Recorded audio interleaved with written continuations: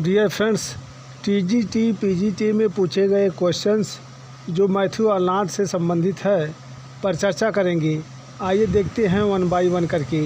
In which society does Arnold place himself in Culture and Anarchy? Culture and Anarchy में Arnold स्वयं को किस समाज में रखता है? तो आर्नोल्ड अपने आप को फिलिस्तीन अर्थात मिडिल क्लास में रखता है, मध्यम वर्ग में रखता है। बारबेरियंस कुलीनों का प्रतिनिधित्व करता है, फिलिस्तीन मध्यम वर्ग का प्रतिनिधित्व करता है, पॉपुलेस श्रमिक वर्ग का प्रतिनिधित्व करता है। Which term has been used by Matthew Arnold in his culture and anarchy for the middle classes? Matthew Arnold ने अपनी कल्चर और एनार्की में मध्यम वर्ग के लिए किस शब्द का प्रयोग किया है? तो फिलिस्तीन शब्द का प्रयोग किया है, फिलिस्तीन शब्द का। The best poems of Matthew Arnold are elegies. Matthew Arnold की सर्वश्रेष्ठ कविताएं हैं एलिजीज, एलिजी हैं elegy. Matthew Arnold as a poet was most influenced by Keats. एक कवि के रूप में मैथ्यू आर्नल्ड सबसे अधिक प्रभावित थे कीट्स द्वारा। Who is the author of the poem Shakespeare? Shakespeare नाम की कविता के लेखक कौन हैं? तो मैथ्यू आर्नल्ड हैं, मैथ्यू आर्नल्ड। शेक्सपियर नाम की जो प्रसिद्ध सोनेट है यह 1844 में कंपोज की गई थी और 1849 में प्रकाशित की गई थी। यह विलियम शेक्सपियर पर एक उल्लेखनीय सोनेट है। Others avoid our questions thou are free. Thou stands for, यहाँ पर दाउ का अर्थ है शेक्सपियर अर्थात दाउ शेक्सपियर के लिए आया है, शेक्सपियर के लिए। Matthew Arnold worked as a Matthew Arnold school निरीक्षक के रूप में काम किया, स्कूल इंस्पेक्टर के रूप में काम किया। Sohrab and Rustam by Matthew Arnold is inspired by Shahnameh. Matthew Arnold की सोहराब और रुस्तम शाहनामा से प्रेरित है। Who is the author of the poem Sohrab and Rustam? Sohrab और रुस्तम कविता के लेखक कौन है?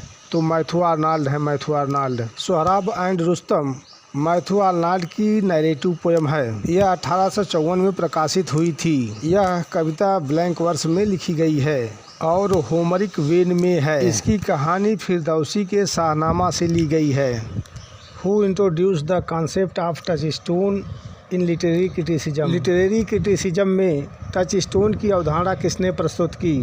टच स्टोन की अवधारणा मैथ्यू आर्नल्ड ने प्रस्तुत की। आर्नल्ड ने अपने निबंध स्टडी ऑफ पोइट्री में इस शब्द का परिचय दिया था, इंट्रोडक्शन दिया था। Poetry is at bottom a criticism of life was said by Matthew Arnold. कविता मूलतः जीवन की आलोचना है, यह बात कही गई थी मैथ्यू आर्नल्ड द्वारा। In which category will you place Arnold as a critic? आलोचक के रूप में आप आर्नोल्ड को किस कैटेगरी में रखेंगे? तो उन्हें क्लासिस्ट की कैटेगरी में रखेंगे।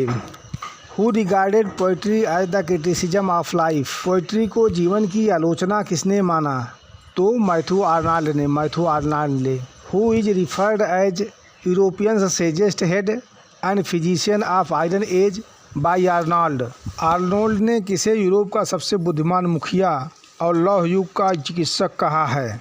उन्होंने गोथे को कहा, गोथे को। Matthew Arnold as a poet was most influenced by. एक कवि के रूप में मैथ्यू आर्नल्ड सबसे अधिक प्रभावित थे वर्ड्सवर्थ द्वारा। ही लेड अस एज वी ले at birth on cool flowery lap of earth in the above lines he stands for. उसने हमें वैसे ही लिटा दिया जैसे हम जन्म के समय धरती की ठंडी फूलों वाली गोंद में लेटे थे। उपरोक्त पंक्तियों में वह का क्या अर्थ है?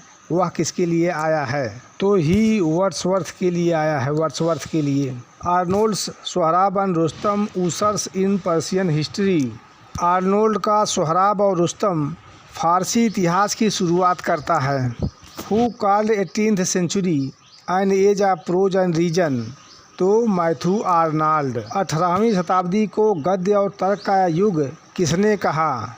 18वीं शताब्दी को गद्य और तर्क का युग मैथ्यू आर्नल्ड ने कहा।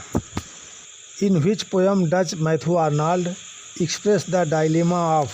मैथ्यू आर्नल्ड किस कविता में दुविधा व्यक्त करते हैं?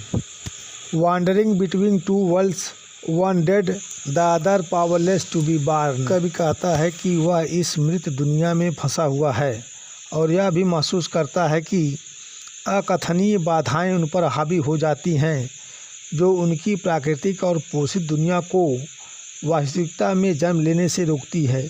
एक ऐसी दुनिया जो उन व्यक्तियों, विचारों और कार्यों से भरी हुई है जो अकेले ही उन्हें पूरा करने का काम करेगी। तो ये लाइनें ली गई हैं stanza from the Grande Chartreuse से।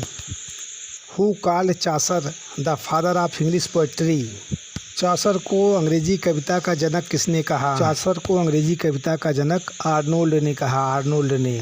In the scholar Gypsy, the scholar Gypsy is, the scholar Gypsy में स्कॉलर जिप्सी है ऑक्सफोर्ड का एक पूर्व छात्र, फार्मर ऑक्सफोर्ड स्टूडेंट। यह कविता जोसेफ ग्लेनविल की द वैनिटी ऑफ डॉगमेटाइजिंग पर आधारित है। द स्कॉलर जिप्सी की प्रारंभिक पंक्ति है go for they call you shepherd from the hills. The famous line where ignorant armies clash by night is taken from a poem by Matthew Arnold. When was Arnold's essays the function of criticism at present time published. Arnold का निबंध the function of criticism at present time कब प्रकाशित हुआ था? तो 1865 में प्रकाशित हुआ था। Which of the following characteristics describe the tone of Dover beach best? निम्नलिखित में से कौन सी विशेषता कविता डोवर बीच के सुर का सबसे अच्छा वर्णन करती है? तो डोवर बीच नाम की पोयम का टोन है पेसिमिस्टिक, निराशावादी।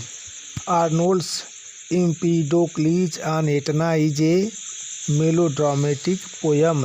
आर्नोल्ड का एम्पीडोक्लीज ऑन एटना एक मेलोड्रामेटिक पोयम है। यह 2 एक्ट का क्लोजेड ड्रामा है जो 1892 में प्रकाशित किया गया था। Arnold was the first English critic to stress upon the necessity of comparative criticism. Arnold पहले अंग्रेजी आलोचक थे जिन्होंने तुलनात्मक आलोचना की आवश्यकता पर जोर दिया था।